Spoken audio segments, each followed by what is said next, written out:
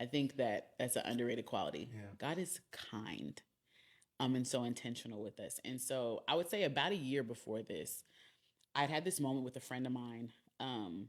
He worked at the church at the time, and we had a meeting like across town.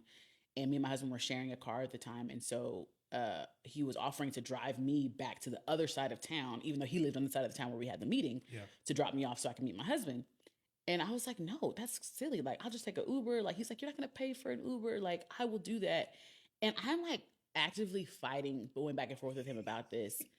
But out of my body, thinking like, why am I? He's offering me a favor, just take it. Yeah. And eventually, he basically like, you don't have a choice. Like, get in the car. And we're driving, and this is a really close friend I just was able to share. I was like, I think that I'm realizing like, I don't know how to receive love that doesn't have some kind of string, some kind of backdoor expectation. Like, I can't just, I think that anyone that does anything for me, they're going to either ask for something back that I can't give back and I'll be indebted to them, or they're doing it out of like, I love you because we're supposed to love everybody, Yeah. but you don't really like me, like Yeah. at the core. Like, you don't really, if you really knew what was really there. And I'm talking to him about all this, and I'm realizing like, oh, this is how I view myself through God's eyes. Like, Yeah. this is how I think that he sees me. Yeah.